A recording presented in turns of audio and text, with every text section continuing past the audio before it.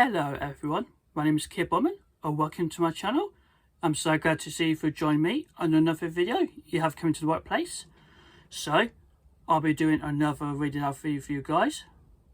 Well, you guys are brilliant. So, come and join me. I've got a storybook I can show you. This is Marker Bond, Paddington at the Tower. So, I have previously read Paddington at the Palace and Paddington at the Grand Tour. Some of you quite enjoy it so far, and I really appreciate you guys for leaving comments down below, and also thank you ever so much for subscribing to my channel. You guys are so brilliant. So what I intend to do, I go to read to you words by words. I show some pictures also. They'll be from each page to show some interesting, magnificent artwork in this page. Okay, ladies and gentlemen, shall I begin to read a story time for you? So sit back, relax and enjoy.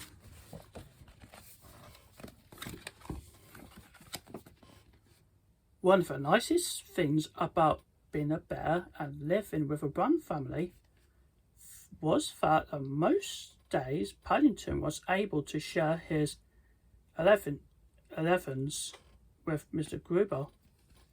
So when he arrived at the baker's early one morning to pick up their supply of buns and met his best friend coming out, he could hardly believe his eyes.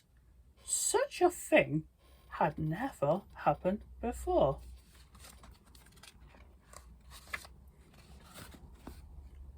"I've closed my shop for the day," explained Mr. Gruber.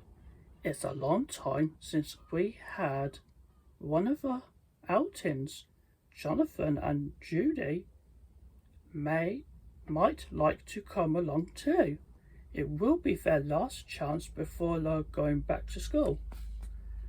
Paddington needed no second bidding, and he rushed back home to number 72 Windsor Gardens as fast as his legs would carry him. The Brown's housekeeper, Mrs. Bird, was as excited as anyone as they ended up making so many sandwiches. Paddington had a job closing the lid of his suitcase. "Bears always fall on their feet," she said. In no time at all, they were on the way. "Where do you think we are going?" whispered Judy. "I will find out soon enough. That's all Mr. Gruber would say. Wait and see."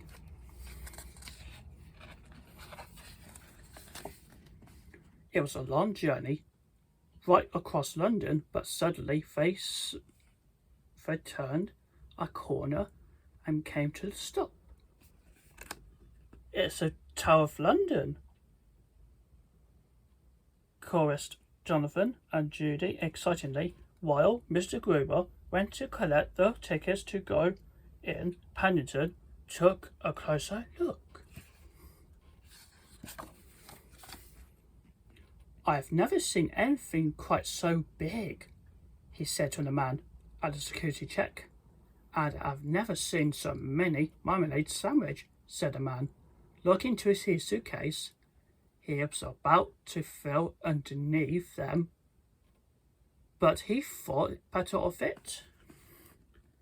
"That man didn't find any of my secret compartment," called Paddington, as he hurried after the others. Hissed Judy. She pointed to the man in the dark blue uniform standing nearby. "That's a yeoman of the guard. They are called beef feasters, and they kept look out for anything suspicious."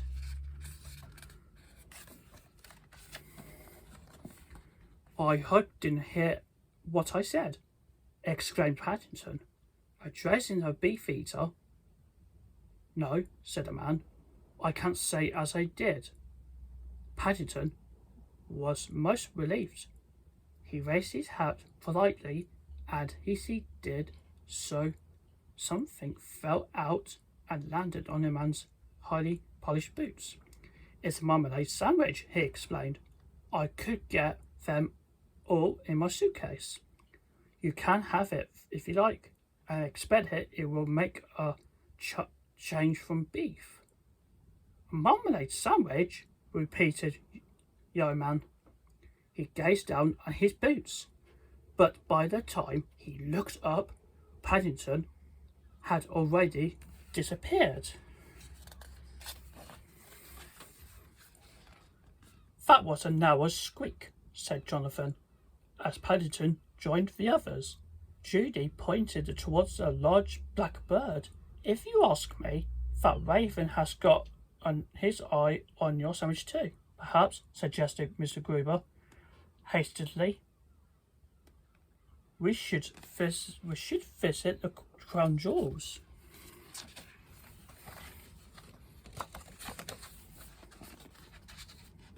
Paddington thought it was a very good idea until he saw a queue going in. I shall never see over all these heads, he said. Don't worry, Mr. Brown, called Mr. Gruber. Follow me. And he led them on to the moving walkway. They had a good view of all the exhibits as they glided past them. Paddington was most impressed. They have thought of everything at the tower, he said.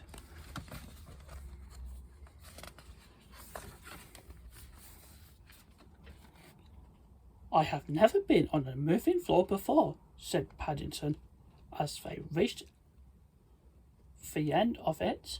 I wouldn't mind going round again. I don't think would be very popular if we did that, said Mr. Gruber. Paddington pointed to another display case instead. That's Imperial Crown of India. It has over 6,000 diamonds, but the Queen never used it. I'm not surprised, said Paddington. That's nowhere to keep her sandwiches. She ought to have a hat like mine.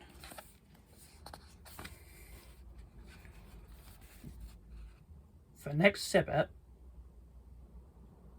was a huge golden bowl the size of a small bathtub that was for holding wine, explained Mr. Gruber. I don't suppose you had anything like that in the darkest Peru. We had a big bath in a home for retired bears, said Paddington, except it wasn't made of gold, and there was a big queue for it on Friday nights. He licked his lips. They made a cocoa in it the rest of the week. Mr. Gruber took the hint. I think it's time for elevenses, he said. That's funny, said Jonathan. As they made their way out, there are 3 ravens now. Paddington eyed the birds uneasily as they waddled towards him. Look, said Judy, pointing straight ahead. The ravens' tea house. We must be near where they live. I wonder if they have bears. Tea house, said Paddington. I doubt it, said Mr. Gruber. In the old days, there were loads of wild animals at the tower, lions, tigers, and such like, but they aren't any more. They all went to Regent's Park Zoo. I think I just have a small lemonade, if I may, Mr. Gruber said. Paddington, they might have left a lion behind by mistake. By now, 2 more ravens had joined the others. making 5 in all. They must be after something, said Mr. Gruber. I wonder what can it possibly be? While he was talking, a sixth raven landed. I think he's after your suitcase, Paddington, warned Jonathan. Paddington gave the bird a hard stare, and he was about to shoo it away when he heard a familiar voice.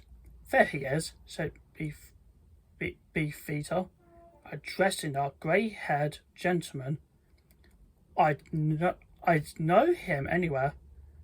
Blue duffel coat, red hat, suitcase. Oh dear, said Judy, as the man came towards their table. What now? Paddington felt his knees turn to jelly.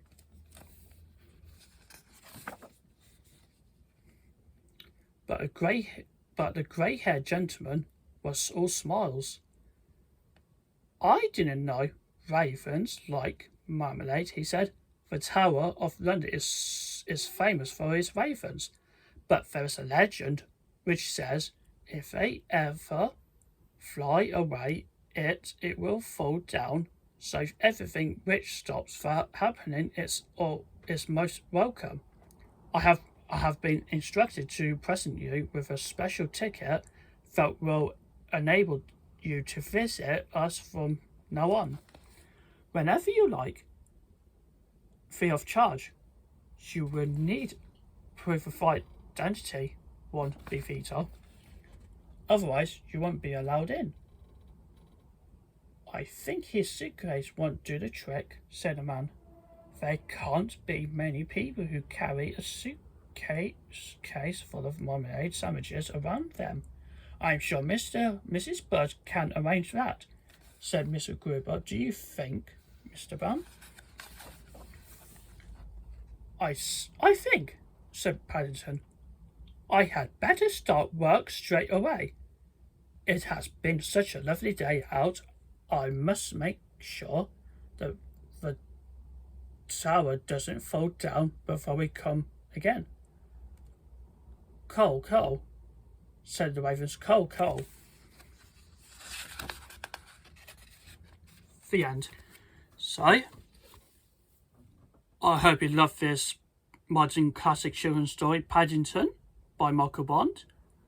I hope you guys seemed more interesting to you guys, so if you feel happy, just leave your comments down below wherever you like, and give thumbs up if you enjoyed it. Please do. I'd really appreciate you guys. So guys, about to head off now. Remember, don't forget to subscribe to my channel and hit the bell notification. Just a bell next to you. Don't miss out future videos. And in the social media description below this video, you can also check me out through Twitter, Pinterest, Instagram, and TikTok. You can look at my exclusive contents, especially behind the scenes. Okay, guys, so like, comment, subscribe, and share. It's always appreciated. I hope you guys enjoy this video. So thank you ever so much, and stay tuned for another video. And I'll see you next time.